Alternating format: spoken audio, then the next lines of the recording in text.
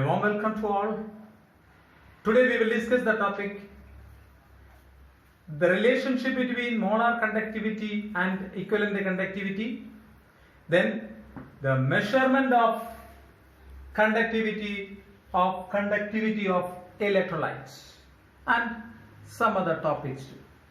First we will discuss what is the relationship between molar conductivity and equivalent conductivity.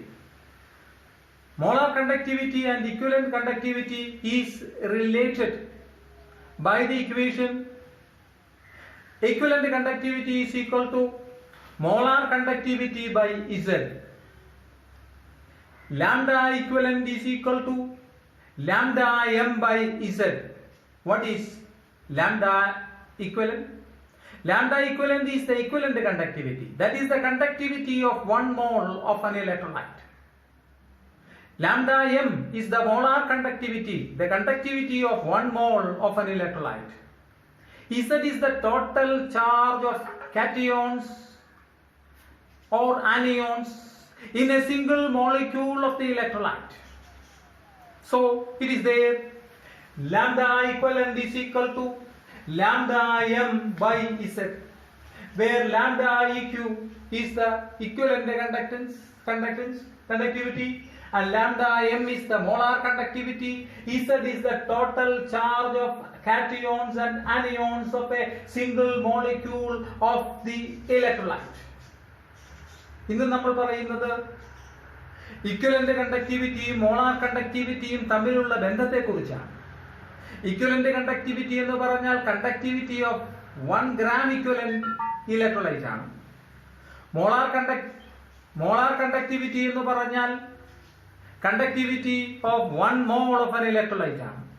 ഇത് തമ്മിലുള്ള ബന്ധം എന്താണെന്ന് ചോദിച്ചാൽ equivalent conductivity lambda E Q is equal to lambda M by Z എന്നുള്ളതാണ്. Z എന്ന് പറഞ്ഞാൽ എന്താണ്? ഒരു ഇലക്ട്രോലൈറ്റിലെ സിംഗിൾ മോളിക്യൂളിനകത്ത് അടങ്ങിയിരിക്കുന്ന കാറ്റിയോണിന്റെയും ആനയോണിന്റെയും ടോട്ടൽ നമ്പറിനെ വിളിക്കുന്ന പേരാണ്, ഡിനോട്ട് ചെയ്യുന്ന സിമ്പലാണ് ഇസഡ് എന്ന് പറയുന്നത്. അപ്പോൾ ലാംഡ എമ്മിനെ ഇസഡ് കൊണ്ട് ഡിവൈഡ് ചെയ്യുമ്പോൾ നമുക്ക് equivalent conductivity ലഭിക്കുന്നതിന് ഇടയായിത്തീരും.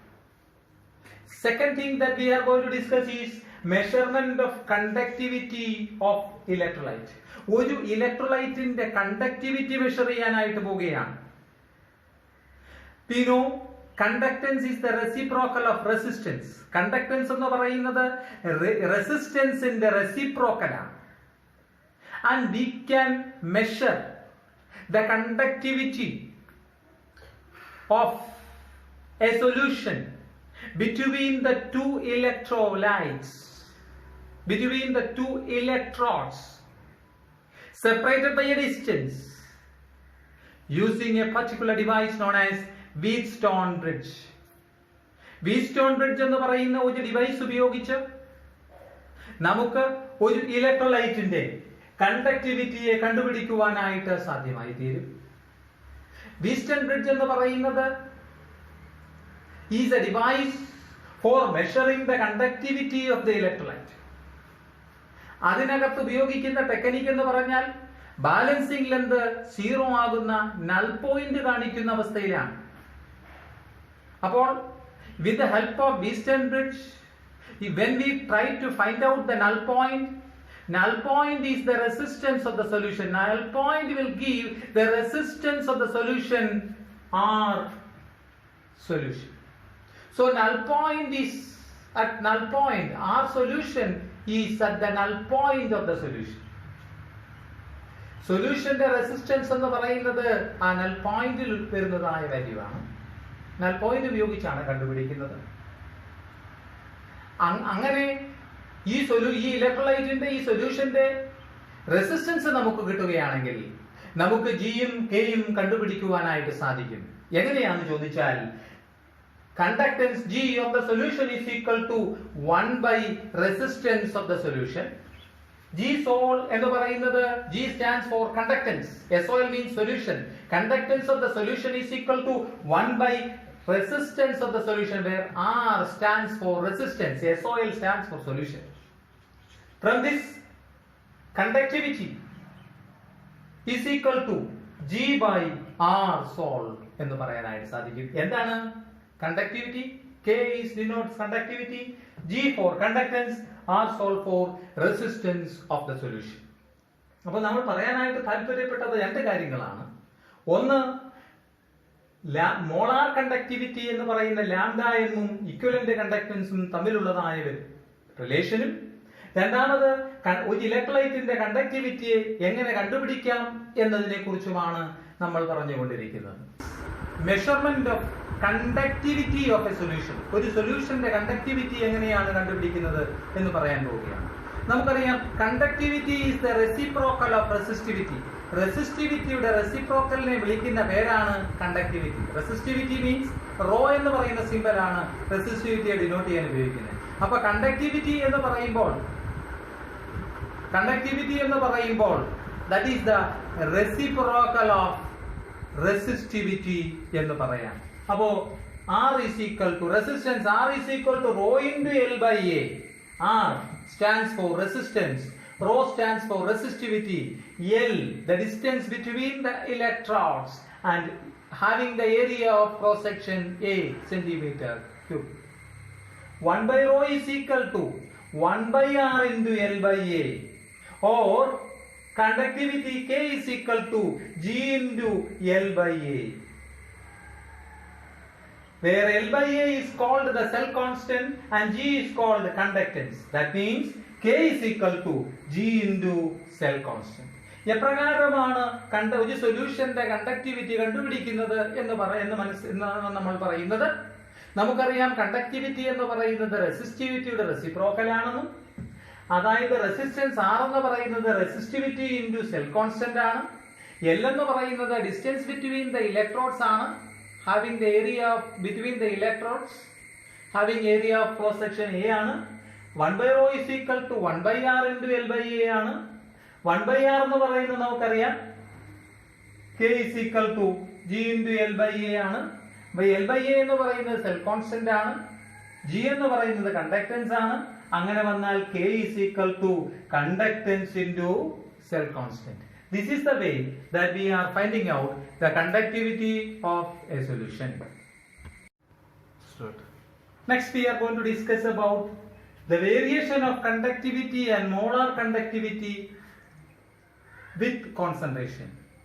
What is the relationship between, or how molar conductivity as well as conductivity may change with respect to concentration? That means whether molar conductivity will increases or molar conductivity will decrease with respect to concentration. With increase in concentration, what will happen? When the concentrated solution become dilute, what will happen to molar conductivity? Also, at concentrated state and on dilute state, what will happen to conductivity? അതായത് കണ്ടക്ടിവിറ്റിക്കും molar കണ്ടക്ടിവിറ്റിയും concentration അനുസരിച്ച് എപ്രകാരം മാറുന്നു എന്നതാണ് നമ്മൾ പറയാൻ പോകുന്നത്. Concentrated സ്റ്റേറ്റിൽ നിന്നും ഡൈല്യൂട്ട് സ്റ്റേറ്റിലേക്ക് ഒരു സൊല്യൂഷൻ മാറ്റപ്പെടുമ്പോൾ കണ്ടക്ടിവിറ്റി കൂടുമോ കുറയുമോ, മോളാർ കണ്ടക്ടിവിറ്റി കൂടുമോ കുറയുമോ എന്നാണ് നമ്മൾ ഇനി ഡിസ്കസ് ചെയ്യാനായിട്ട് പോകുന്നത്. നമുക്കറിയാം കണ്ടക്ടിവിറ്റി എന്ന് പറയുന്നത് എന്താണ്? It is the conductance of a solution of 1 centimeter cube of a solution. ഒരു സെന്റിമീറ്റർ ക്യൂബ് ഓഫ് സൊല്യൂഷന്റെ കണ്ടക്ടൻസിനെ വിളിക്കുന്ന പേരാണ് കണ്ടക്ടിവിറ്റി എന്ന് പറയുന്നത്. അപ്പോൾ on dilution what will happen? The number of ions present in 1 centimeter cube will be decreased. As a result, what will happen? The conductivity will decrease. So on dilution, conductivity value will decreases.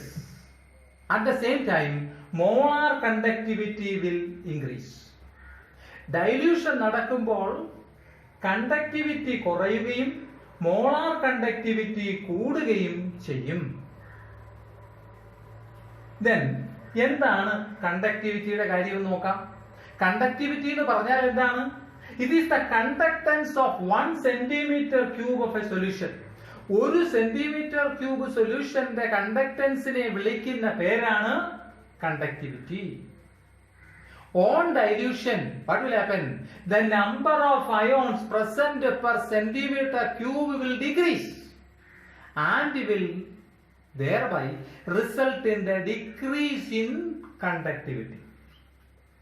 അതായത് dilution നടക്കുന്നതായ സമയത്ത് ഒരു centimetre ക്യൂബിൽ അതായത് specified ഏരിയയിൽ present ആയിരിക്കുന്ന അയോൺസിന്റെ എണ്ണം കുറയും.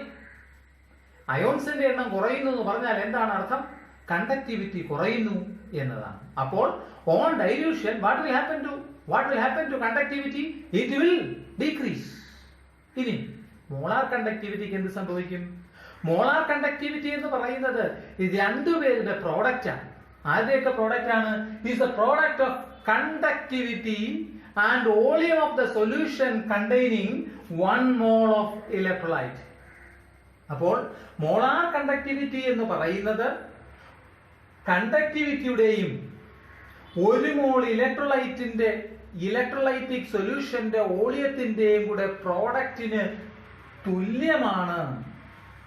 ആര്? Molar conductivity. Molar conductivity is the product of conductivity and volume of the solution containing 1 mole electrolyte. അങ്ങനെയാണെങ്കിൽ on dilution what will happen? Number of ions present in the 1 centimeter cube will decrease. എന്ന് പറഞ്ഞാൽ conductivity കുറയും. പക്ഷേ what will happen? The volume will increase. Volume കൂടുകയാണ്.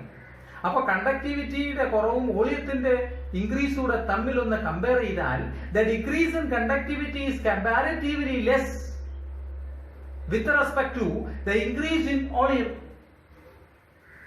As a result, what will happen? The molar conductivity is seen to be increasing.